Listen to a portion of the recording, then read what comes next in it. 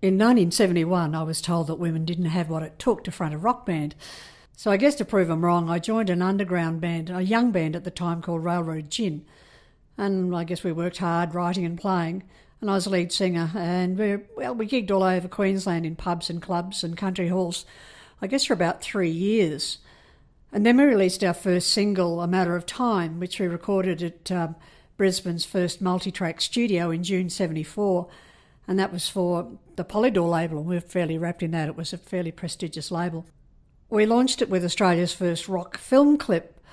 It was a 3-minute piece, and we ran it in cinemas across Queensland in the days when people went to the drive-ins on Saturday nights. So, you know, having got your hot chips and your packet of Marlboro Reds and getting back to your car, you were hit with a 3-minute rock song, which really blew people away.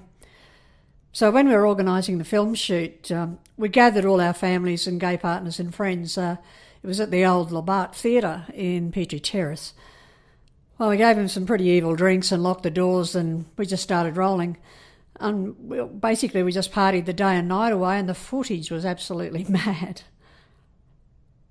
We regularly played at Dame Sybil's legendary Queen's birthday balls, and many of them were at the old Nunda School of Arts. God, what times we had there. The Gin, as we were known, played just about every pub and club on the scene. And I remember a couple of years where Sybil presented me with Oscars. I got one for The Girl Most Likely, and I really treasured them. They were fantastic. It turned out I was Australia's first rock chick and the first woman to front a successful touring and recording rock band. And well, I guess being gay wasn't an issue to me. I'd developed a fairly androgynous sort of image.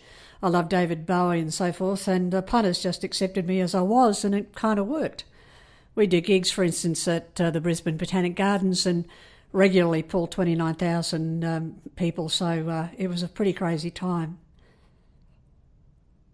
There were many hits, but the first one, A Matter of Time, went to number 1 on the charts within 3 weeks of release, and that kind of launched us on the national music scene.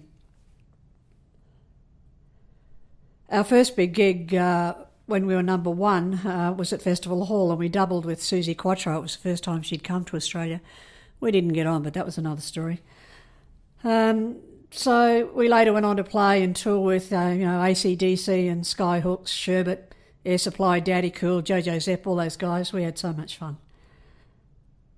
To this day, it's the most requested song in the 60-year history of Radio 4KQ, which is pretty amazing when you consider during that period you had people like Bing Crosby and Elvis and the Beatles and other global kind of music legends. So the thought of that pretty well blows me away to this day.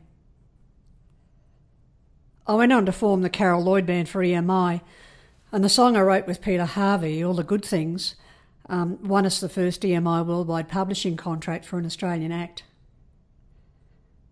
We finally made it on the international stage and published in 28 countries with our music in number 1 and top 5 slots in Germany, France and Japan and Indonesia. And I ended up doing gigs with artists like B.B. King, who invited me to tour the States with him. I still sing with a few different bands at big corporate and private gigs and still loving it.